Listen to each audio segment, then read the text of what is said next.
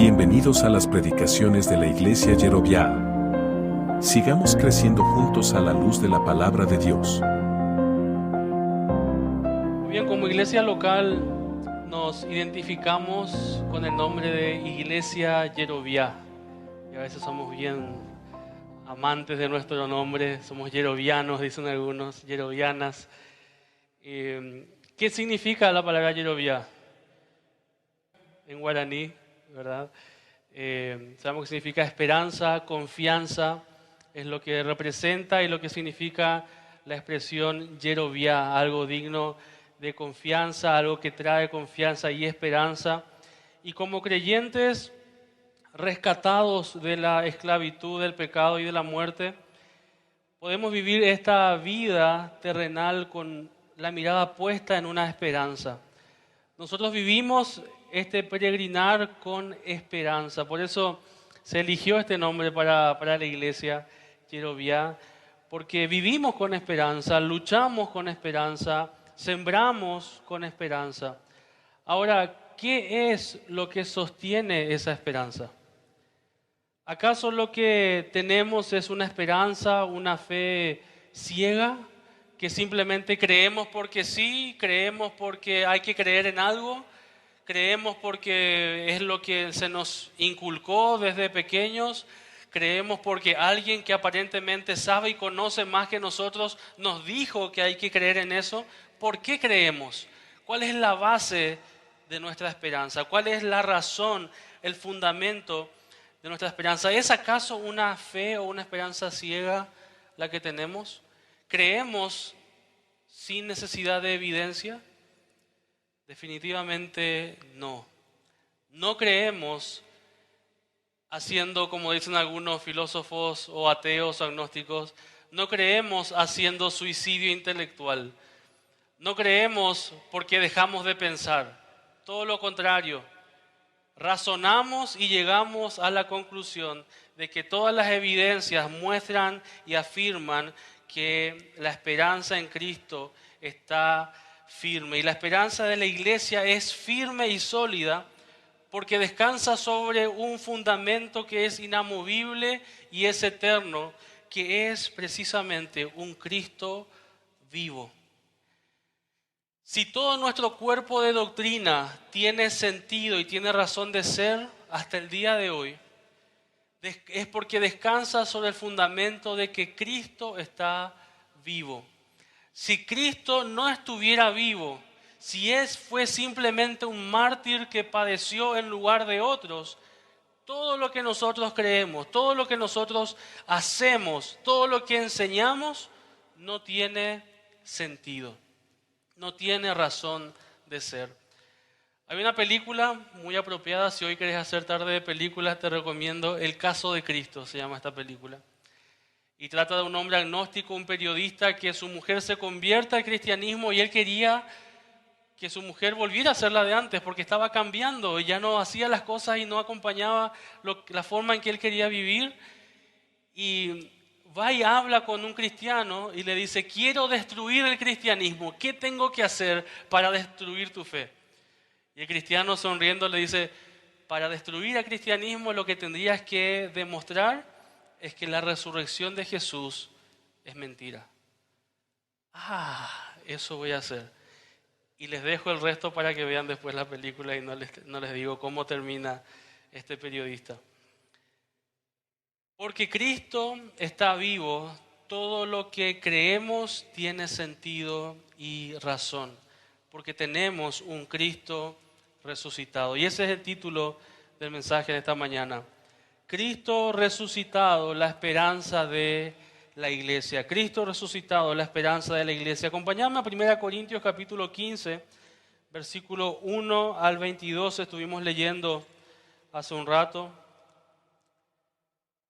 1 Corintios capítulo 15, versículo 1 al 22 es el pasaje que vamos a estudiar en esta mañana, en este domingo de resurrección. Y ya lo leímos, así que vamos a ir parte por parte, tratando de desmenuzar y aprender lo que Pablo estaba escribiendo a una iglesia en una ciudad que se llamaba Corinto. Una ciudad que yo digo que es bastante parecida a Ciudad del Este, muy comercial, tenía uno de los puertos más importantes, por ella atravesaba una de las rutas principales del Imperio Romano. Hasta hoy en día existen esos empedrados que construyó el Imperio Romano y por ahí circulaba todo tipo de gente y era una ciudad que fue conquistada por los romanos de trasfondo pagano. Y en ese lugar tenía uno de los templos más grandes de la diosa Diana.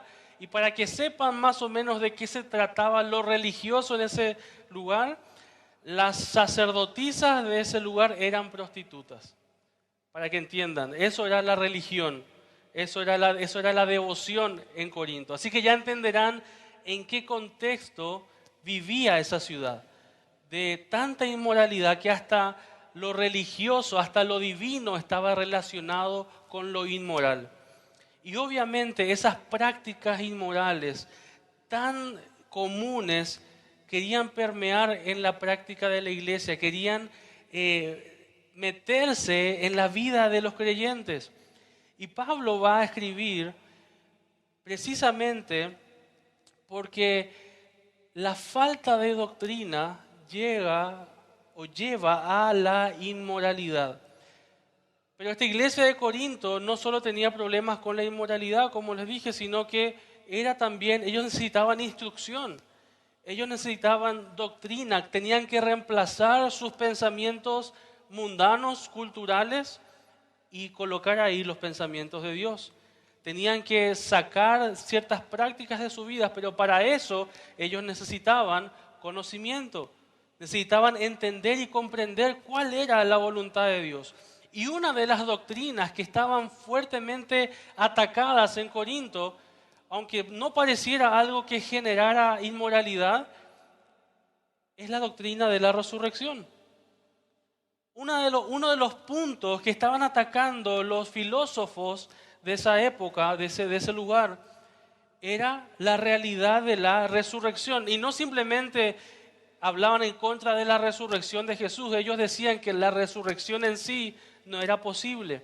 Y vamos a estudiar un poco más acerca de esto. Pero Pablo va a comenzar a presentar evidencias acerca de la esperanza que ellos tienen como iglesia. Y de versículo 1 al 11 va a presentar pruebas contundentes. En primer lugar, va a presentar pruebas contundentes y va a armar toda una argumentación. Pablo era por excelencia un abogado. Él presenta su defensa, su argumento y pone todas las evidencias sobre la mesa para que su audiencia pudiera dictaminar lo que era evidente ahí. Versículo 1 y 2, volvemos a leer, capítulo 15, dice: además os declaro, hermanos, el evangelio que os he predicado, el cual también recibisteis, en el cual también perseveráis, y por el cual asimismo, si retenéis la palabra que os he predicado, sois salvos si no creísteis en vano. Pablo vuelve a recordarles el evangelio, dice: les vuelvo a decir lo que ya les he anunciado. El evangelio que ellos ya habían recibido, el evangelio en el cual ellos estaban perseverando, estaban continuando el evangelio con sus tropiezos, con sus errores, pero estaban perseverando, y mediante el cual retenían también la enseñanza. ¿Y saben qué incluía ese evangelio? Versículo 3, porque primeramente os he enseñado lo que asimismo recibí, que Cristo murió por nuestros pecados conforme a las Escrituras, que fue sepultado y que resucitó al tercer día, conforme a qué? A las Escrituras. El evangelio que Pablo y todos los apóstoles predicaban no era solamente el evangelio de la muerte de Jesús, no era solamente el evangelio de los hechos asombrosos y de los milagros de Jesús. El evangelio completo, la buena nueva que significa ese evangelio, incluía la vida, la muerte y la resurrección del Señor Jesucristo. Porque todo esto había sido anunciado. Y Pablo va justamente a dar tres pruebas contundentes. En primer lugar, Él va a remitirse a las Escrituras. Él pone a las Escrituras, a las profecías, como evidencia, como respaldo de que la resurrección y toda la obra de Cristo había sido anunciado, que Cristo estaba cumpliendo algo que ya estaba planeado a lujo de detalles hace miles, cientos de años atrás. Dice que Él murió, fue sepultado y resucitó. Y repite dos veces esta expresión: conforme a las Escrituras, conforme a las Escrituras, para que se cumpliera lo que estaba escrito. Su muerte fue profetizada. Isaías 53:5, les leo rápidamente. Isaías 53:5 al 8 dice: mas Él herido fue por nuestras rebeliones. Esto estamos miles de años atrás de la muerte y de la existencia del Señor Jesucristo en la tierra. Mas Él herido fue por nuestras rebeliones, molido por nuestros pecados. El castigo de nuestra paz fue sobre Él, y por su llaga fuimos nosotros curados.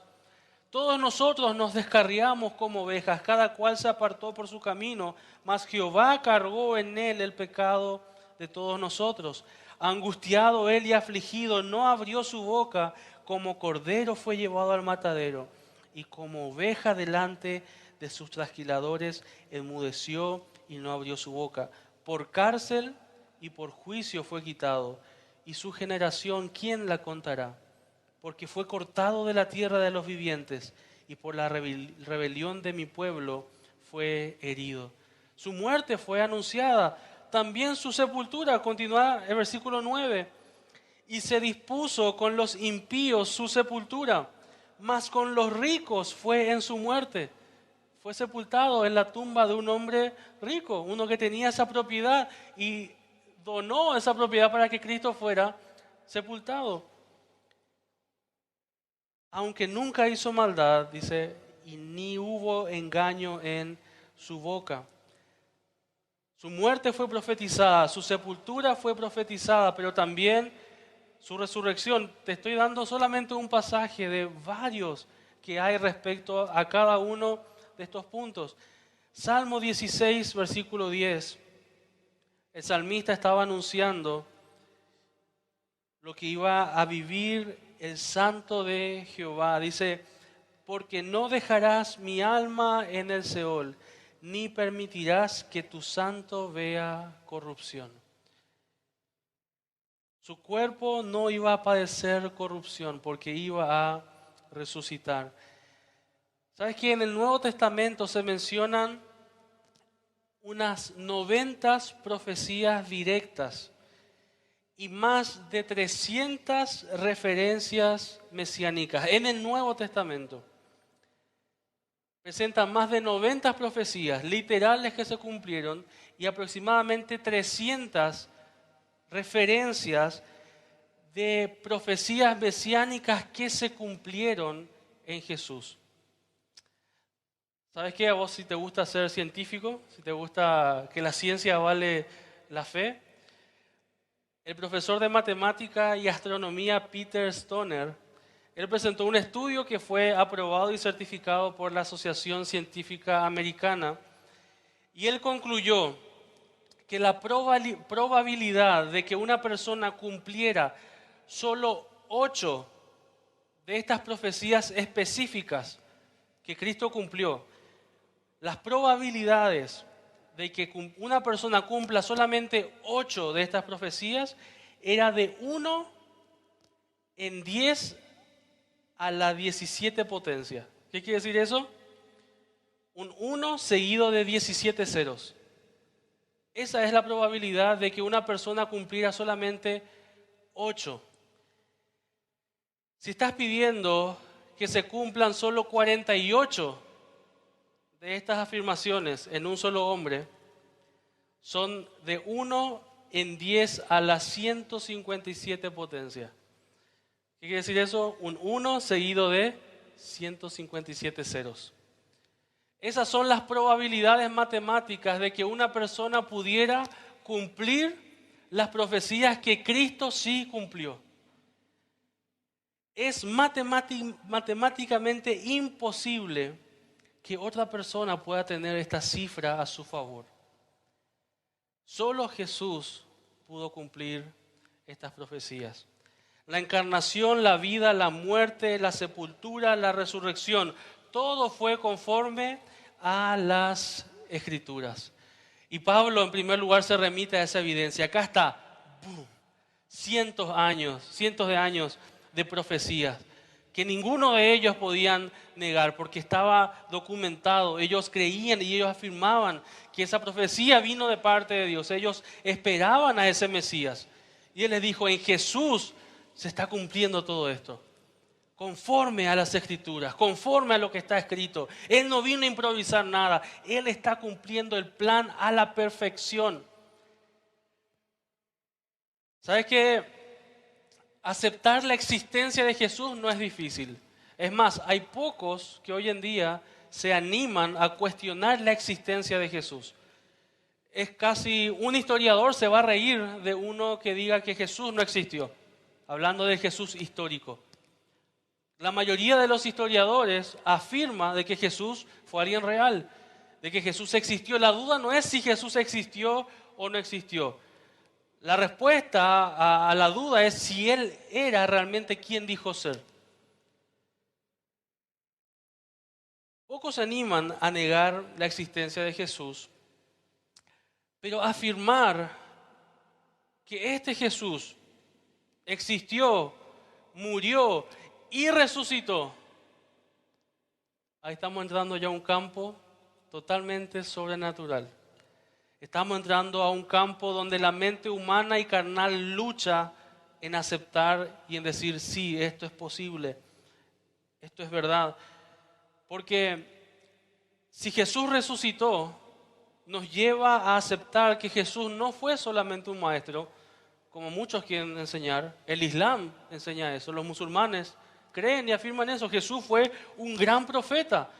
¿Sabías que los musulmanes afirman de que Jesús va a volver?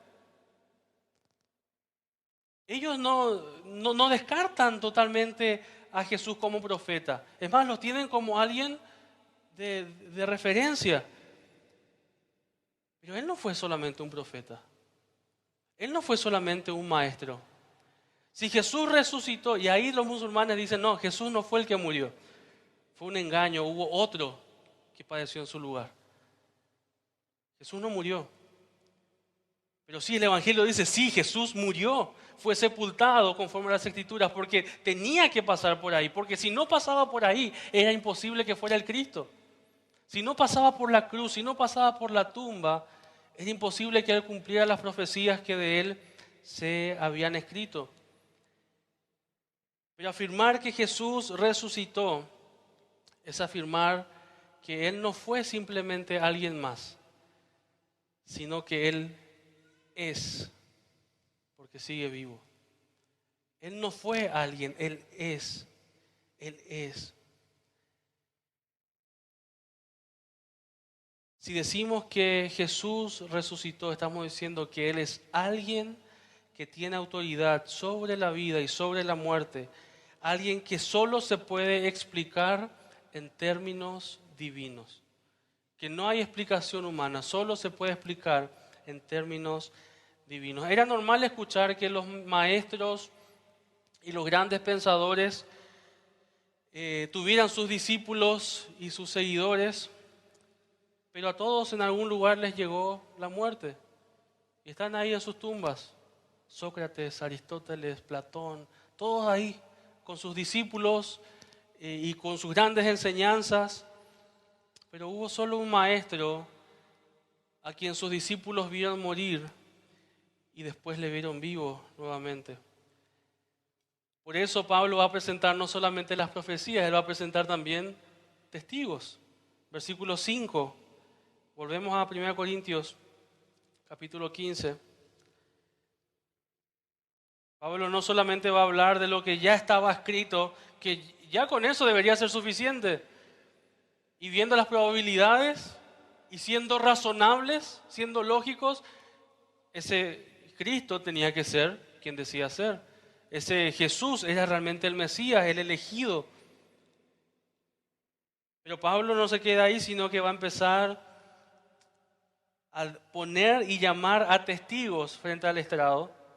Y va a llamar a personas que habían visto a Jesús resucitado. Vamos a leer versículo 5, dice, versículo 4, fue sepultado y que resucitó al tercer día conforme a las Escrituras, y que apareció a Cefas y después a los 12, después apareció a más de 500 hermanos a la vez, de los cuales muchos viven aún y otros ya duermen.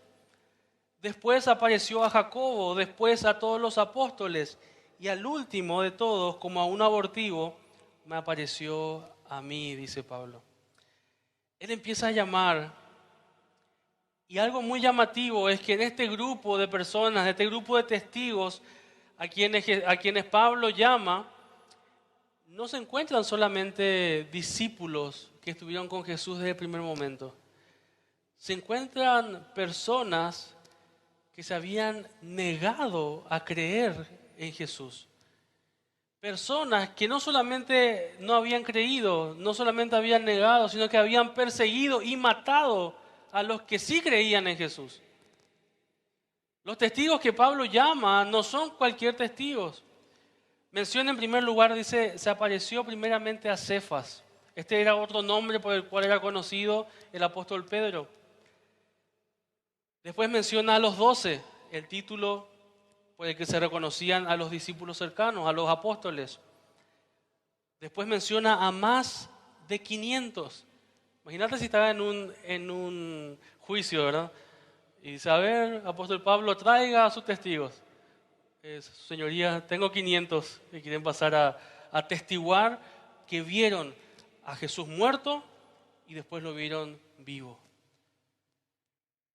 Y vieron cómo los romanos se aseguraron de que estuviera bien muerto. Hasta le atravesaron una lanza donde salió agua, ya no salía sangre. Si algo no se le iba a escapar a los romanos, era alguien que pasara vivo a sus torturas y a su castigo. Eran expertos en la muerte. Sabían cómo matar. Tenían para todos los gustos, lento, rápido. Como querías morir, ellos podían hacerlo. Ellos aseguraron de que Jesús murió.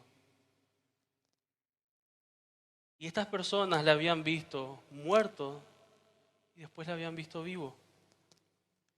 Y estaban dispuestos a atestiguarlo. Y no solamente a atestiguarlo, estuvieron dispuestos a morir por esto. Muchas personas están dispuestas a mentir, pero no todos están dispuestos a morir por una mentira. Muchos pueden morir por una mentira pensando que era verdad. Pero pocos o nadie va a estar dispuesto a morir por una mentira que sabe que es mentira. Nadie que esté bien de la cabeza va a hacer eso. Estas personas estaban seguros de lo que vieron. Más de 500 personas, que no era un número menor en base a la población que había en ese momento. Incluso hoy 500 personas es una buena cantidad. Con uno o dos testigos ya se cierra todo un caso. Ya se declara inocente o culpable a cualquier persona. Con un testigo, con dos testigos. Imagínate 500 que le vieron al mismo tiempo. Todos al mismo tiempo. ¿Y sabe qué? Dice Pablo, muchos de ellos incluso están todavía con nosotros. En ese tiempo que Pablo le escribía a los corintios, le decía, si ustedes quieren creer, vengan, acá hay gente que todavía vive, de los que vieron a Jesús muerto y resucitado. Hay hermanos que todavía están con nosotros, otros ya murieron. En la persecución, a través de la muerte, ya no están durmiendo. Un día van a despertar. Pero hay otros que están vivos y siguen atestiguando y no han cambiado su testimonio. Han sido perseguidos, han sido torturados, vieron cómo otros fueron asesinados por decir que Cristo estaba vivo, por anunciar el mensaje del Evangelio, y aún siguen afirmando de que Él está vivo, porque nadie les podía negar lo que ellos habían visto y oído. Ellos estaban totalmente seguros. Más de 500 personas que afirmaron con total seguridad que vieron a Jesús resucitado. Después Pablo menciona a Jacobo. Y este es uno de los personajes interesantes. Porque uno puede decir, estos 500 capaz que fueron los que recibieron los panes y los peces. Estos 500 fueron capaz que recibieron algún milagro que otro y tuvieron simpatía con Jesús por él. El que no quiere creer, ninguna evidencia va a ser suficiente, así que vamos a encontrar la quinta pata al gato, como se dice, y vamos a eliminar a estos testigos. Bueno, Pablo trae a uno que estuvo cerca de Jesús, familiarmente hablando, pero lejos de él en lo que respecta a la fe. Su hermano de sangre, Jacobo, mencionado como uno de los hijos de María, quien, cuando se habla de la familia de Jesús, se menciona que él no creía, ellos no creían en Jesús. Habían despreciado a su propio hermano. Era el hermano mayor, yo le vi crecer, yo le vi esto, yo le vi aquello, ¿qué voy a estar creyendo en él? ¿Quién va a ser? No creían. Pero ¿saben qué? Jacobo, también conocido como Santiago, escribió justamente la carta que lleva su nombre. Irónicamente, una de las cartas que habla acerca de la fe en acción, la fe con frutos, la fe con evidencia. Está hablando un hombre que era el hermano de sangre del Señor Jesucristo, quien en un principio no creyó en él. Pero ¿qué pasó? ¿Qué pasó? ¿Y por qué Jesús se le apareció a su hermano? ¿Qué ocasionó ese cambio entre que Jacobo no creía en Jesús antes de que muriera, mucho menos tenía por qué creer después de que murió? La única explicación es que sea cierto lo que Pablo está diciendo acá, que Cristo se le apareció a su hermano Jacobo, a Santiago, y hay un antes y un después de este encuentro. Santiago fue reconocido y es citado en el libro de los Hechos como uno de los ancianos principales de la iglesia de Jerusalén. Pablo, Pedro, todos se sometieron al liderazgo de este Santiago. Y él se presenta como siervo de Jesucristo en su carta. No como hermano del Señor, siervo. Ya no es mi hermano de sangre, es mi Señor. Es mi Señor. ¿Qué ocasionó ese cambio sino ese encuentro con Cristo? El que no creía estaba escribiendo ahora de una fe que si no tiene frutos está muerta. ¿Qué más podía alterar tanto la vida de alguien sino entender que ese Jesús era Dios y que todo lo que enseñó era verdad? Nuevamente Pablo menciona que se presentó a todos los apóstoles, versículo 7. Y versículo 8 se pone el mismo. Yo soy otro testigo, dice. Es interesante, ¿por qué se pone él como testigo? Porque a diferencia de Jacobo, Pablo no solamente no creía, sino que cuando se llamaba Saulo, hacía temblar las rodillas de cualquier cristiano, porque sabían que Saulo estaba oliéndoles el pellejo y quería cazar, estaba cazando a los cristianos. Tenía cartas libres, él tenía los permisos para entrar en las ciudades, saquear las casas, sacar a los cristianos de sus casas y matarlos. Ese era Pablo. Estuvo ahí presenciando y aprobando y quizás hasta aplaudiendo la muerte del primer cristiano, de Esteban, el primer mártir de la iglesia. No era extraño que los discípulos defendieran las enseñanzas de Jesús. No era extraño hasta que quizás un hermano de sangre se haya arrepentido de lo malo que hizo con su hermano fallecido y haya querido cambiar la historia. Pero sí es llamativo que uno que estuvo dispuesto a matar a los cristianos y haya perseguido la fe, ahora estuviera predicando esa fe y estuviera dispuesto a morir haciendo eso. De un momento a otro, de perseguidor a predicador. ¿Qué fue lo que provocó ese cambio?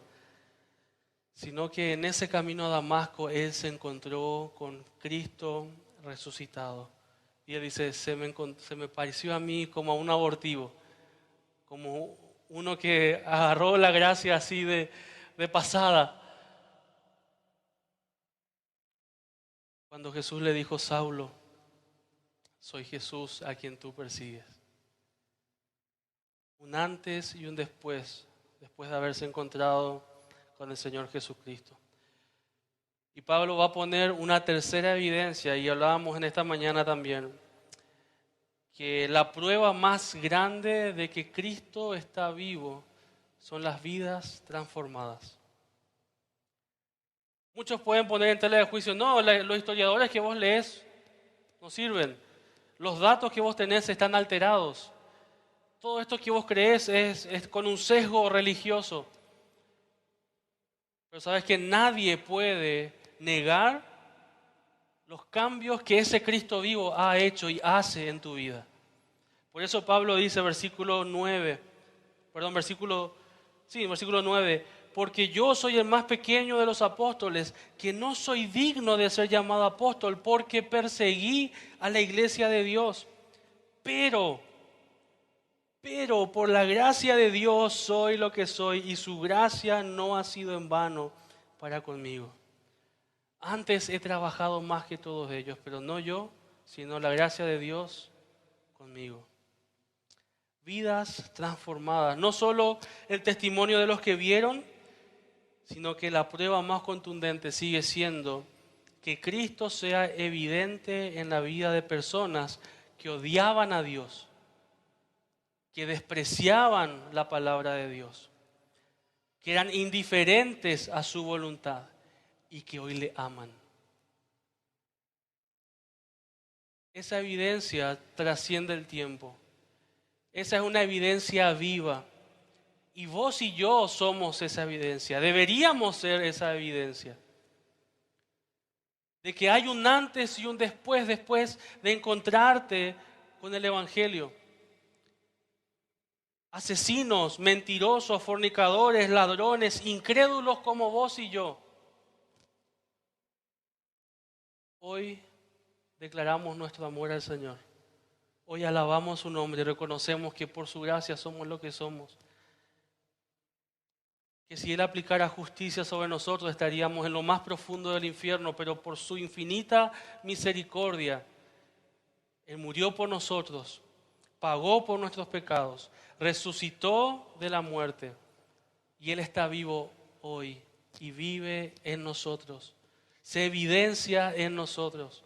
Somos nosotros esas cartas abiertas que el mundo puede leer. El mundo puede no querer creer en lo que la Biblia dice, puede no querer creer en lo que la evidencia dice, pero el mundo va a leer tu vida. Sos un libro, una carta abierta que anuncia que Cristo está vivo. Y nadie puede convencernos de lo contrario, porque he vivido. Estoy viviendo una vida transformada. Una vida que yo sé que si Cristo no estuviera en mí, estaría en cualquier parte. Estaría en lo más profundo, en el pozo más hondo.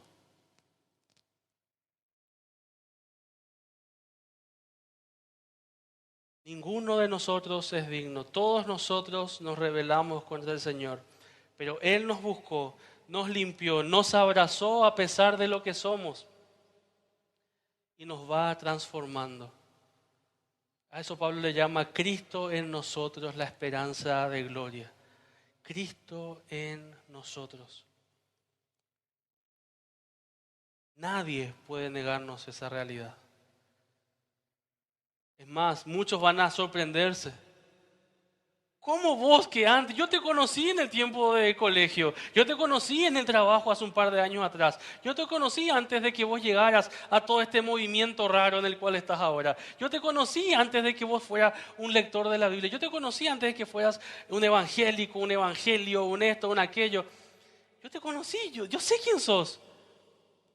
Y vas a decir, sí, pero por la gracia de Dios ya no soy lo que era. Por su gracia soy lo que soy. Quizás no soy todavía lo que debería ser, pero gracias al Señor ya no soy lo que era. Y va a llegar un día donde voy a estar totalmente despojado de todo lo que ya no quiero tener.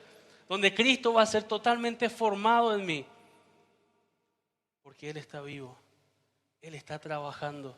Él está obrando. Él está transformando mi vida. Las Escrituras, los testimonios, las vidas transformadas dejan enmudecido a todo el jurado. Nadie puede negar la realidad de que Cristo está vivo. En segundo lugar, Pablo va a hablar acerca de algunos pensamientos incoherentes que se estaban levantando ahí en Corinto, en la iglesia de Corinto, versículo 12 al 13. Dice, pero si se predica que Cristo resucitó de los muertos, ¿cómo dicen algunos entre vosotros que no hay resurrección de muertos?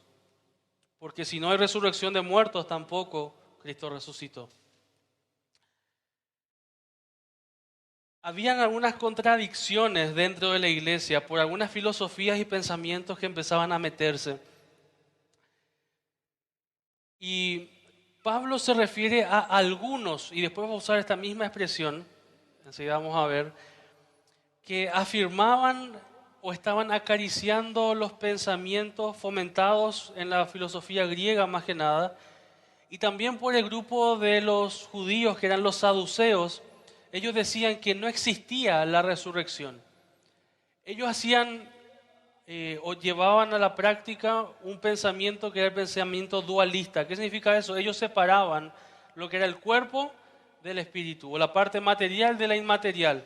Y decían, toda la parte material está totalmente corrompida. Así que lo material no puede volver a resucitar. Lo material tiene que ser totalmente desechado. Y lo material no afecta a lo inmaterial.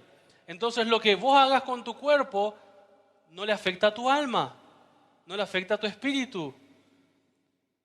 Qué conveniente, ¿verdad? Vos podés creer algo, vos podés tener cierta doctrina, podés creer en la santidad, pero tu cuerpo, como no le afecta a tu espíritu, podés hacer lo que quieras con tu cuerpo. Y ahí empezó a meterse esa idea, imagínense, en la iglesia. Y Pablo dice, están mezclando, están diciendo que no hay resurrección cuando hablamos que el Evangelio enfatiza la resurrección. Y algunos estaban empezando a tomar este pensamiento y por un lado afirmaban creer en el Evangelio, pero por otro lado ponían en tela de juicio o en duda la resurrección. Decían, no, esto de la resurrección es ilógico. Uno muere y termina ahí. Y quizás algunos han luchado con esa idea, ¿verdad? Decir, ¿cómo es eso de que se resucita? ¿Cómo eso? Porque es algo antinatural. Lo natural es morir y que ahí termine. Pero ¿cómo eso de la resurrección? Y este pensamiento era totalmente contrario al Evangelio, porque negar la resurrección del cuerpo era negar también la resurrección de Jesús. Era un pensamiento incoherente que les llevaba a una práctica pecaminosa. Porque, ¿qué decían ellos? Bueno, entonces puedo hacer con mi cuerpo lo que quiera. Puedo lanzarme a los deleites del pecado. Puedo lanzarme y satisfacer todo lo que mi cuerpo me pida. Y se metían a la inmoralidad sexual, a la glotonería, a todos los deleites físicos, carnales, pensando que haciendo eso incluso podían seguir estando bien con Dios, porque eran dos cosas que estaban por separado. Por eso los corintios estaban dispuestos a tener inmoralidad dentro de su iglesia, que Pablo dice, ni siquiera entre los incrédulos se menciona este tipo de atrocidades y ustedes la están viviendo. Un hijo que le había robado la esposa a su padre y estaba cometiendo actos inmorales y todo el mundo conocía, nadie le decía nada. ¿Por qué? Porque tenían estas ideas incoherentes, pensamientos incoherentes que afectaba a su práctica. Quizás nosotros hoy no nos vamos a atrever a decir eso, de decir, no, mi cuerpo es separado, pero sí tenemos innumerables tipos de pensamientos que no son coherentes con el Evangelio, que no coinciden con la fe que profesamos. Sin duda luchamos con muchas incoherencias entre lo que decimos creer y lo que hacemos. Y ahí está nuestra gran incoherencia. Digo creer en Jesús como el Señor de mi vida. Y eso fue algo que él planteó. Pero no hago lo que Él me dice. Eso es una incoherencia. Decir que creo en el Evangelio, que creo que Jesús resucitó, pero yo vivo como si fuera que nunca voy a rendir cuenta delante de Él.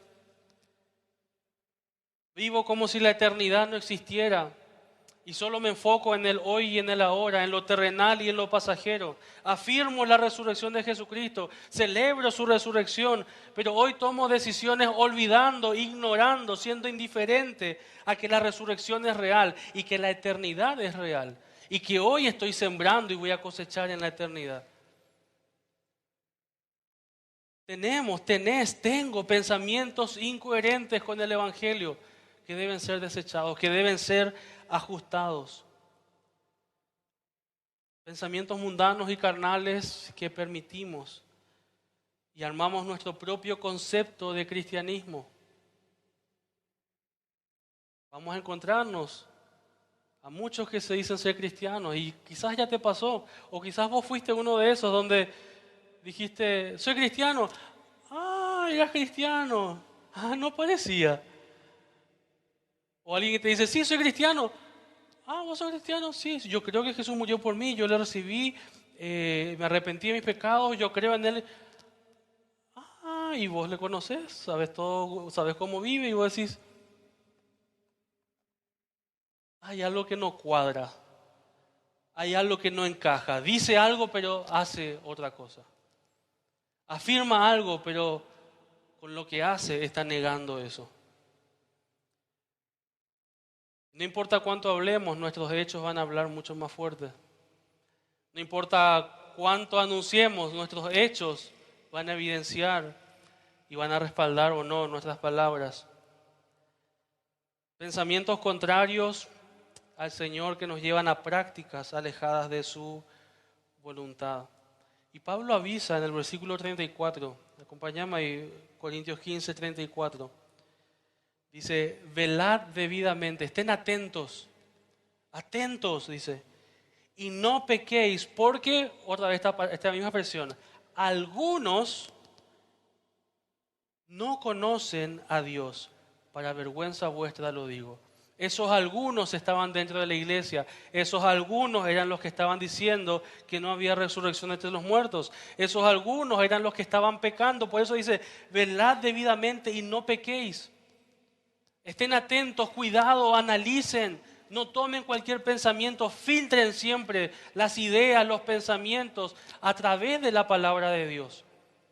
Abracen una idea si viene de la palabra de Dios, pero atiendan debidamente, porque esos mismos que están negando la resurrección están viviendo de una manera indigna, incoherente del Evangelio. Te pregunto, ¿estará siendo tu cristianismo también incoherente con Cristo? Una ironía del cristianismo de hoy es la falta de Cristo. Cristo no se evidencia en mi hablar, Cristo no se evidencia en mis actitudes, Cristo no se evidencia en mi santidad, Cristo no se evidencia en mis decisiones. ¿Dónde está tu cristianismo? ¿Acá en la iglesia? Algunos entre vosotros no conocen a Dios, para vergüenza vuestra les digo, decía Pablo. Algunos tienen un cristianismo dominguero, vienen, se sientan, escuchan, se emocionan y después No hay más Cristo. Solamente el yo viviendo, solamente yo reinando, solamente mi ego llevando el mando. Pablo le dijo a Tito, Tito 1:16, profesan conocer a Dios, pero con los hechos lo niegan. Cuidado, Tito, con estas personas, le decía Pablo. Hay muchos y en tu congregación van a haber muchos que profesan conocer, y muchos de ellos van a querer enseñar, van a querer ser maestros en medio de la iglesia. Muchos van a querer profesar conocer a Dios, pero con sus hechos lo van a negar. Por eso, en tercer lugar, Pablo va a hablar de un producto coherente. Ella presentó las pruebas contundentes, presentó los pensamientos incoherentes, y ahora Pablo va a hablar del producto coherente de aquel que cree y abraza y vive a ese Cristo resucitado. Pablo primero empieza a argumentar cuál sería el producto o el resultado coherente si es que Cristo en realidad no resucitó. Vamos a leer el versículo 14. Pablo va a fundamentar. Si Cristo no resucitó, entonces esto es coherente. Dice, si Cristo no resucitó, ¿cuál es el resultado? Vana es entonces nuestra predicación, vana es también vuestra esperanza. Y somos hallados falsos testigos de Dios, porque hemos testificado de Dios que Él resucitó a Cristo, al cual no resucitó, si en verdad los muertos no resucitan. Porque si los muertos no resucitan, tampoco Cristo resucitó. Y si Cristo no resucitó, vuestra fe es vana, aún estáis en vuestros pecados. Entonces también los que durmieron en Cristo perecieron. Si en esta vida solamente esperamos en Cristo, somos los más dignos de conmiseración de todos los hombres. Este es el resultado coherente si Cristo no resucitó. ¿Ustedes quieren enseñar que no hay resurrección, que Cristo no resucitó? Bueno, esto es lo coherente. La predicación de los apóstoles era vana, era inútil. La fe de los corintios también era vana, sin sentido. Los apóstoles serían falsos testigos, mentirosos. Seguían estando todos en pecado, sin perdón y en condenación por sus pecados.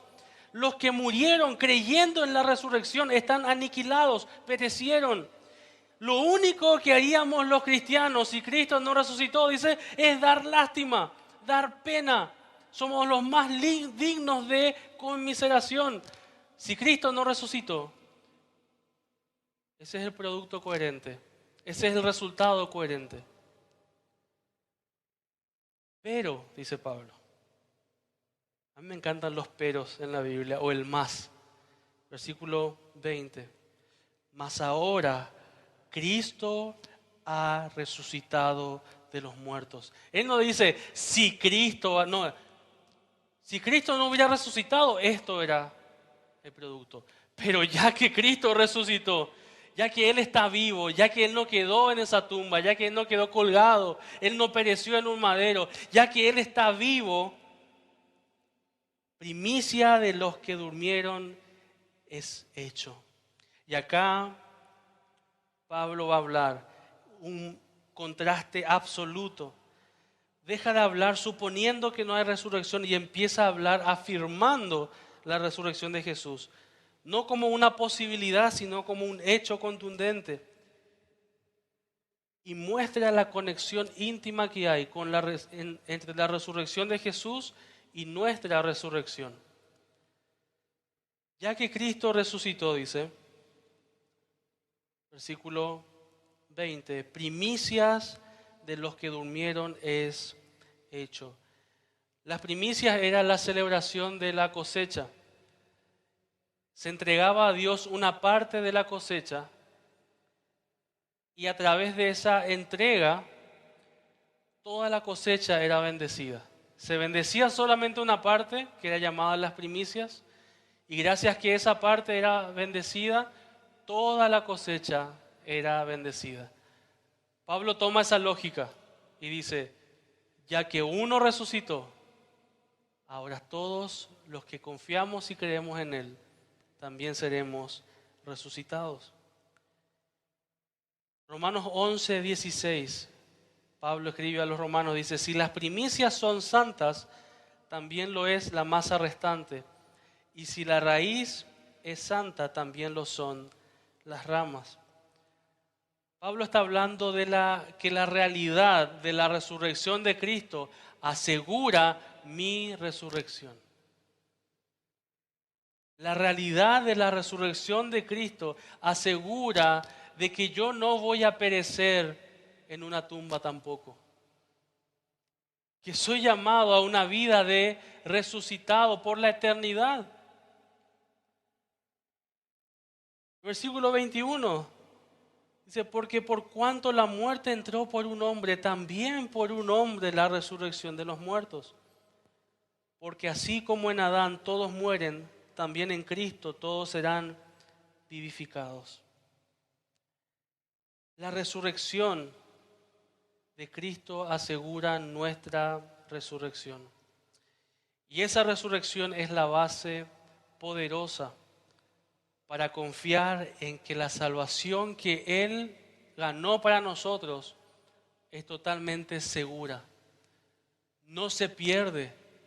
No es algo que yo haya ganado y no es algo que yo pueda perder. Porque quien ganó esa salvación no la puede perder. Quien ganó esa salvación la ganó por mí, para mí. Ahora yo estoy en su mano.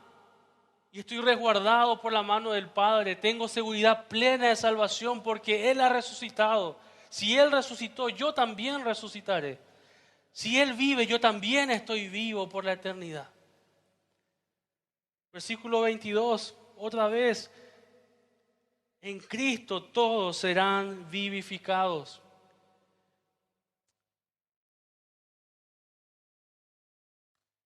Tiene que correrte un hormigueo desde la planta de los pies hasta la corona de la cabeza, imaginando y dimensionando la gloriosa realidad de que vas a resucitar y vas a trascender la muerte de esta vida terrenal. Que lo que crees y la fe que tenés en Cristo es tan real, está tan asegurada, estás tan resguardado en lo que Cristo logró en la cruz y venciendo la tumba, que nadie puede sacarte nada. Si abrazás su resurrección de esta forma, de esta manera, tu vida va a tener otro semblante. Tus problemas van a bajar de escalones, porque el mayor de tus problemas ha sido solucionado en la cruz y en esa tumba que está vacía. En la resurrección descansa nuestra esperanza de gloria. La resurrección es la base para esa confianza, pero también es la base poderosa para permanecer en el servicio al Señor y en el sufrimiento. Versículo 30, avanzamos un poco. Dice Pablo, ¿por qué nosotros peligramos a toda hora? Os aseguro, hermanos, por la gloria que de vosotros tengo en nuestro Señor Jesucristo, que cada día muero. Si como hombre batallé en Éfeso contra fieras, ¿qué me aprovecha? Si los muertos no resucitan, comamos y bebamos, total, mañana moriremos. Si no hay resurrección, mi servicio no tiene sentido, mi entrega, mi sacrificio, nada de lo que yo haga tiene sentido. Así que vamos a emborracharnos, vamos a comer, vamos a lanzarnos a los deleites, a los placeres, total. Esta vida es solamente esta vida. Tengo una sola vida y la tengo que disfrutar. Pero si Cristo resucitó, hay mucho más. Si Cristo resucitó, eso condiciona mi vida terrenal. Si Cristo resucitó y Él está vivo, tengo a alguien a quien agradar, tengo a alguien a quien me debo, tengo a alguien a quien debo someterme.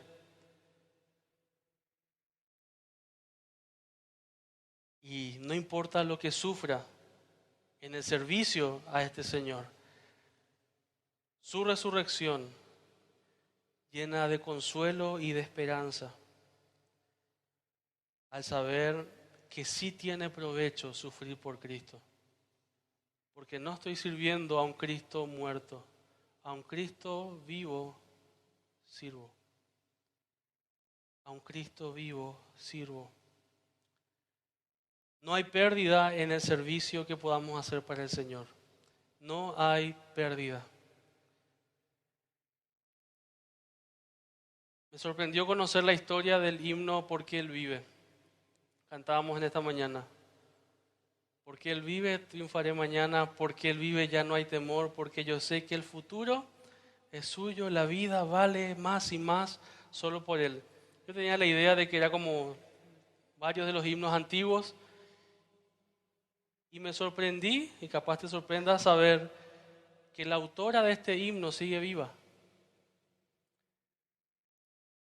Se llama Gloria Gaynor y lo escribió junto a su esposo Bill en el año 1971. Ellos tienen un ministerio impresionante de alabanza, escribieron más de 600 himnos y canciones juntos. Y la letra de este himno, Porque Él vive, fue escrita por Gloria cuando Bill, su esposo, tuvo una enfermedad muy grave, quedó muy debilitado. Estaban pasando por muchos problemas, por muchas necesidades, y en toda esa crisis que estaba pasando, ella queda embarazada. Y en esa crisis dice, ¿cómo voy a traer a un niño en esta situación? ¿Cómo voy a traer a un niño en este mundo? Estaban sufriendo muchos ataques, muchas cosas, enfermedades, necesidades. Dijo, y yo acá embarazada. Miren lo que dijo Gloria. Dice, el pánico que había comenzado a construir en mi interior se disipó con suavidad por una presencia tranquilizadora que envolvió mi vida y me llamó la atención. Poco a poco el miedo se hizo a un lado y la alegría comenzó a regresar. Yo sabía que podía afrontar el futuro con optimismo y confianza. Fue la resurrección de Cristo afirmándose en nuestras vidas una vez más. Fue la vida que conquista la muerte en la regularidad de mi día. Porque Él vive, triunfaré mañana. Porque Él vive, ya no hay temor. Porque yo sé que el futuro es suyo y la vida vale más y más solo por Él. Y Pablo va a concluir toda esta exposición de la resurrección. Versículo 51. He aquí os digo un misterio. No todos dormiremos, pero todos seremos transformados. En un momento, en un abrir y cerrar de ojos. A la final trompeta. Porque se tocará la trompeta y los muertos serán resucitados incorruptibles y nosotros seremos transformados. Porque es necesario que esto corruptible se vista de incorrupción y esto mortal se vista de inmortalidad. Y cuando esto corruptible se haya vestido de incorrupción y esto mortal se haya vestido de inmortalidad, entonces se cumplirá la palabra que está escrita, sorbida, tragada es la muerte en victoria. ¿Dónde está, oh muerte, tu aguijón? ¿Dónde, oh sepulcro, tu victoria? Ya que el aguijón de la muerte es el pecado y el poder del pecado la ley, mas gracias sean dadas a Dios, que nos da la victoria por medio de nuestro Señor Jesucristo. Así que, hermanos míos, amados, estad firmes y constantes, creciendo en la obra del Señor siempre, sabiendo que vuestro trabajo en el Señor no es en vano. ¿Por qué no es en vano? ¿Por qué no es en vano? Decirlo bien fuerte, porque Él vive. No es en vano lo que yo sufro por Él hoy, no es en vano lo que yo atravieso por Él hoy, porque Él está vivo. lo que yo tenga que atravesar para que Él siga siendo formado en mí, vale la pena. Vale la pena porque Él está vivo, hermanos. Sigamos firmes, constantes, creciendo siempre. Porque nada de lo que hagamos para el Señor va a ser en vano. Porque Él vive, todo vale la pena. Él está vivo. Y tu vida debe ser una evidencia más. Y de las más contundentes para el mundo que te rodea. Sigamos, hermanos, sabiendo que nuestro trabajo no es en vano. Y que la vida vale más y más, solo por Él. Vamos a orar. Esperamos que esta exposición haya sido de edificación a tu vida. Compártela para seguir sembrando con esperanza.